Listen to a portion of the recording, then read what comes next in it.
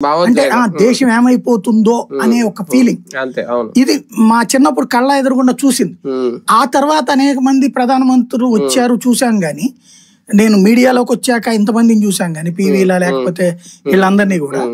కానీ ఇలాంటి అట్మాస్ఫియర్, అంటే ఈయన లేకపోతే ఏమైపోతుందో అనే ఒక భయం మళ్ళీ వచ్చింది మోడీ తర్వాత. అంతర్జాతీయ పరిణామాలు కూడా కారణం.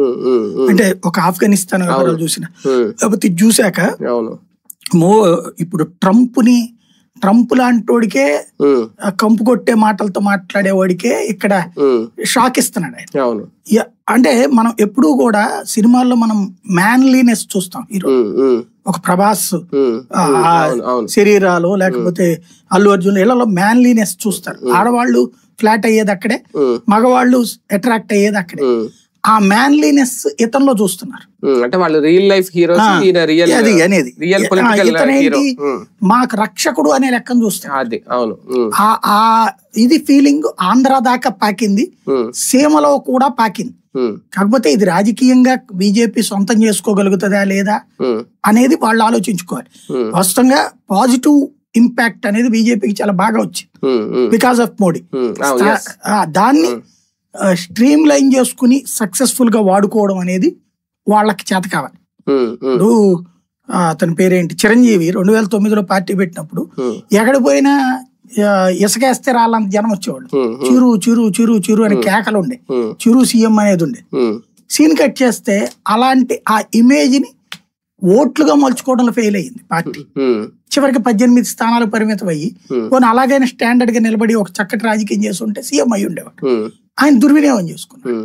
సరే, వీళ్ళు రాజకీయ పార్టీ కాబట్టి ఈయన అట్లాంటి ఇమేజ్ కాదు, కానీ ఓ రకంగా పొలిటికల్ మెగాస్టార్ ఈయన, ఆ ఇమేజ్ ఉంది.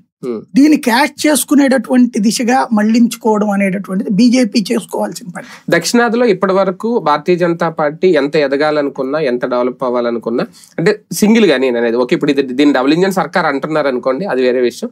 సింగిల్ గా నిలబడడం అనేది ఇంకా సాధ్యం కాలేదు. కానీ ఇప్పుడు మోడీతో, ఈ ప్రభంజనంతో ఆంధ్రప్రదేశ్ లో ఎంతవరకు సాధ్యం అవుతుంది? మిత్రపక్షాలుగా ఉన్న వాళ్ళకి ఇది ఏమన్నా ఒక భయపెట్టే, లేదంటే థ్రెట్ తీసుకొచ్చే విషయమా? అంటే ఇక్కడ ప్రాక్టికల్ కాన్సెప్ట్ లో మనం ఒకటి అబ్జర్వ్ చేస్తే, సీరియస్ కాన్సన్ట్రేషన్ స్టార్ట్ చేసే ముందు అట్మాస్ఫియర్ క్రియేట్ చేస్తారు వాళ్ళు. బీజేపీ ఒక వ్యూహాత్మక గేమ్స్ తో నడుపుతుంది.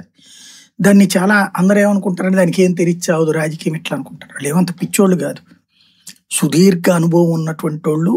ఇంకోటి, జనంలో నుండి వచ్చిన వాళ్ళు.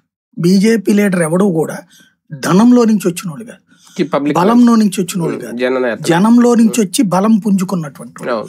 నార్త్ ఇండియాలో ఒకప్పుడు ఏముందని, తెలుగుదేశం పార్టీ పెట్టిన 82లో పార్టీ పెడితే 83, ఆ తర్వాత ఆ టైంలో జరిగినటువంటి ఎన్నికల్లో ఇది రాజీవ్ గాంధీ ప్రధానమంత్రి అయినప్పుడు, ఇందిరాగాంధీ చనిపోయాక బీజేపీకి 2 సీట్లు, జనతా పార్టీ పోయి కదా వచ్చింది బీజేపీ 2 సీట్లు. అప్పుడు ఎవరు 35 సీట్లు